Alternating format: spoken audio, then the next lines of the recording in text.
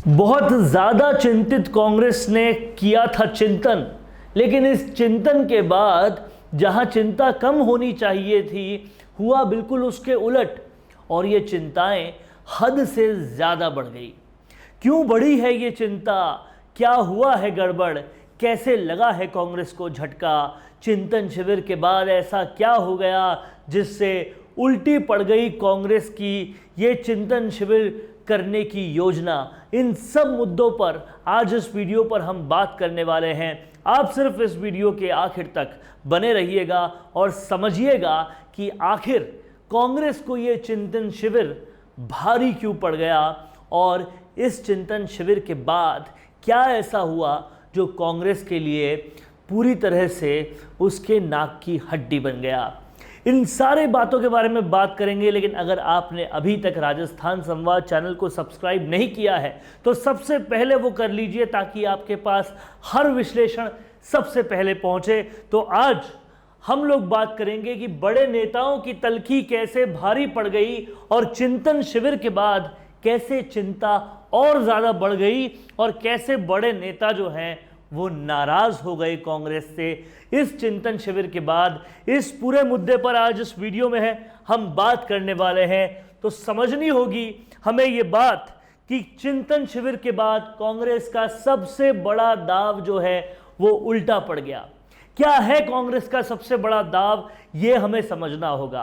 राजस्थान से भी पहले है गुजरात के चुनाव, और गुजरात के चुनाव में कड़ी टक्कर देने के लिए एक बड़ा दाव खेलते हुए कांग्रेस ने हार्दिक पटेल को अपने खेमे में लिया था। हार्दिक पटेल जो कि पाटीदार समाज के बड़े नेता हैं, लेकिन ये जो चिंतन शिविर था वो वाकई हार्दिक पटेल उससे पूरी तरह से नाराज हो गए, और गुजरात के लिहाज से ये चिंतन शिविर बेहद भारी पड़ गया।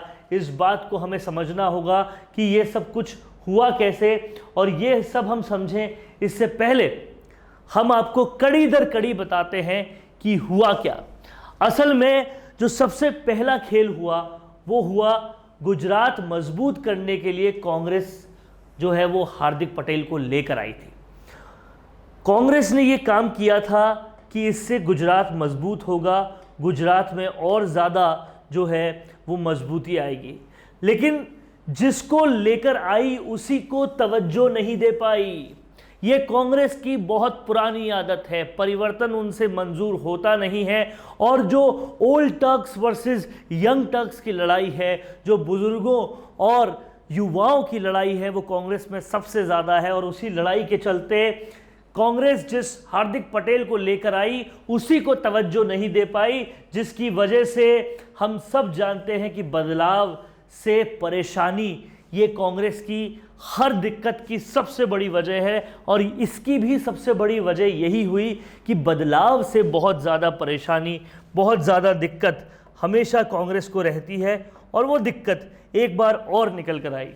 इसके बाद हम और आगे देखें तो हार्दिक ने इससे पहले भी अपनी तुलना सचिन पायलट से की थी, और साफ तौर पे कहा था कि मैं जो है वही मेरे साथ हो रहा है वो जो राजस्थान में सचिन पायलट के साथ हो रहा है, और इस तरीके की बातें उन्होंने पहले भी की थी।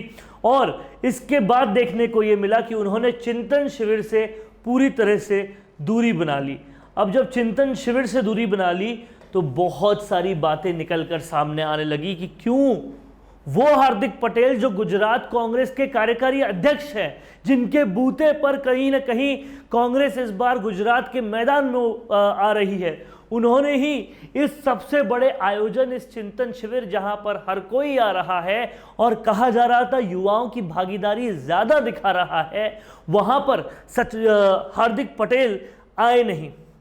इसके बाद शिविर के तुरंत बाद पाटीदार नेताओं की एक बड़ी बैठक बुलाई गई। इस बात को आप समझिए, पहले शिविर में नहीं आना और फिर शिविर के तुरंत बाद पाटीदार नेताओं की एक बहुत बड़ी बैठक गुजरात में बुलाना।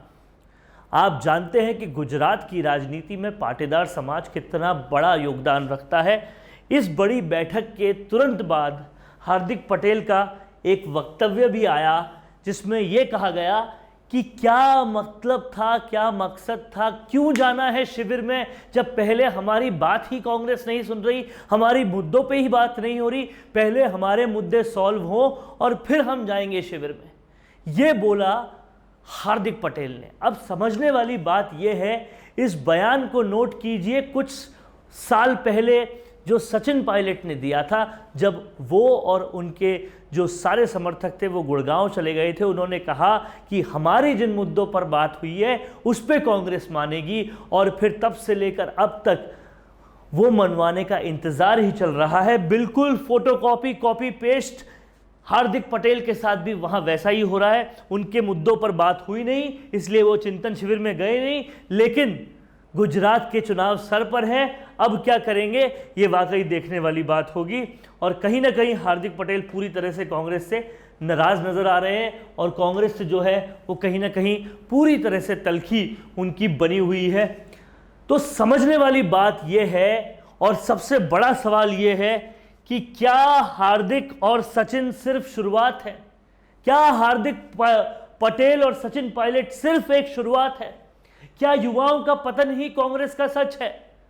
युवाओं का एक के बाद एक पतन, वही पतन जिसकी वजह से ज्योतिरादित्य सिंधिया चले गए, वही पतन जिसकी वजह से उत्तर प्रदेश में जतिन प्रसाद चले गए, वही पतन जिसकी वजह से आरपीएन सिंह चले गए, वही पतन जिसकी वजह से एक वक्त पर संजय निरुपम भी पूरी तरह से बौखलाहट में आ गए, वही पतन जिसकी वजह से युवा जो है वो कांग्रेस से बिल्कुल कनेक्ट ही नहीं कर पाते। क्यों युवा अपना योगदान कांग्रेस में नहीं देख पाते? सचिन पायलट को छोड़ दें तो बाकी सब युवा कहीं ना कहीं कांग्रेस से परेशान लगते हैं। क्या बदलाव नहीं करने के पीछे कुछ है बड़ी मजबूरी? अब यह सबसे बड़ी सोचने की बात है। कांग्रेस को दिख रहा है, पता चल रहा है, सब लोग कह रहे हैं, प्रशांत किशोर कह रहे हैं, बच्चे कह रहे हैं कि अगर कांग्रेस में परिवर्तन नहीं हुआ तो कांग्रेस डूब जाएगी, और साथ ही साथ वो डूबती जा भी रही है। अब मात्र 2 राज्यों में कांग्रेस बची है, लेकिन फिर भी परिवर्तन नहीं करना। सोचा था इस चिंतन शिविर में कुछ परिवर्तन होगा, लेकिन परिवर्तन कुछ दिखता बना नहीं। जहां राजस्थान में बिल्कुल प्रशासन अपना सारा व्यवस्था खोकर बैठा है, एक के बाद एक पेपर लीक हो रहे हैं, क्राइम रुक नहीं रहा है, यहां नेताओं के बेटों पर रेप का आरोप लग रहा है, इनफैक्ट मंत्रियों के बेटों पर रेप का आरोप लग रहा है, कहीं से भी प्रशासन सुधर नहीं रहा, और वहां पता पड़ रहा है यहां तो तारीफ हो रही है। तो बदलाव के पीछे, बदलाव नहीं करने के पीछे कुछ ना कुछ तो बड़ी मजबूरी है। ये दबी जबान में हर आदमी जो सियासत को थोड़ा भी समझता है बोल रहा है, लेकिन फिर भी परिवर्तन कहीं पर भी नहीं हो रहा है। एक नेता ने पूरे चिंतन शिविर में, एक नेता ने यह प्रस्ताव रखा कि प्रियंका गांधी जो भी गांधी परिवार से ही है उन्हें अध्यक्ष बना दो। उनका प्रस्ताव भी खारिज कर दिया। यानी कि बदलाव इतना भी नहीं पसंद कि गांधी परिवार का ही दूसरा शख्स बन जाए कांग्रेस पार्टी का अध्यक्ष। और उससे भी बड़ा सवाल यह है कि क्यों परिवर्तन कांग्रेस को भाता नहीं है, या फिर यूं कहें कि परिवर्तन कांग्रेस को आता ही नहीं है। अब भाता नहीं है या आता नहीं है ये तो कांग्रेस ही जाने, लेकिन इसकी वजह से कहीं ना कहीं भारत देश का, लोकतंत्र का एक जो सबसे बड़ा स्ट्रेंथ होता है अपोजिशन, वो पूरी तरह से खत्म होता जा रहा है। इसके बारे में सोचना बेहद ज़रूरी है, और यही वो असल सच है जिसके बारे में जनता को सोचना पड़ेगा। जनता से पहले कांग्रेस के कार्यकर्ताओं को सोचना पड़ेगा, और उन कार्यकर्ताओं से भी पहले कांग्रेस की आला कमान को ही सोचना पड़ेगा। क्या आप लोग खुद चाहते हैं कि बीजेपी बार बार जीते, हर बार जीते? क्या कांग्रेस मुक्त भारत बीजेपी की बजाय खुद कांग्रेस का सपना है? ये वाकई सोचना पड़ेगा, क्योंकि जो होता जा रहा है, लगातार दिख रहा है, वो कहीं ना कहीं इसी बात को दर्शा रहा है। आपका क्या सोचना है इस बारे में? कैसा लगा आपको ये वीडियो हमारा? इस बारे में हमें कमेंट्स करके बताएं।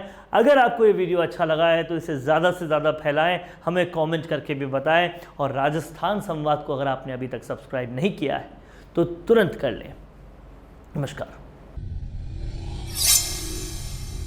क्या आप ऑनलाइन ई कॉमर्स बिजनेस शुरू करना चाहते हैं लेकिन डरते हैं कि बल्क में माल खरीदने के लिए इतना इन्वेस्टमेंट कैसे करें। तो अब आपको कंटेनर इंपोर्ट करने की कोई जरूरत नहीं है, ना ही ये टेंशन लेने की जरूरत है कि वेबसाइट कैसे बनेगी, रजिस्ट्रेशंस कैसे होंगे, वगैरह वगैरह। जरूरत है तो सिर्फ एक कंप्यूटर, एक इंटरनेट कनेक्शन और जीएसटी नंबर की। ऐसा कैसे हो सकता है? ये सब होगा। ये सवाल अगर आपके दिमाग में आ रहे हैं तो बिना देर किए तुरंत कांटेक्ट करिए हमारे ई-कॉमर्स कंसल्टेंट से।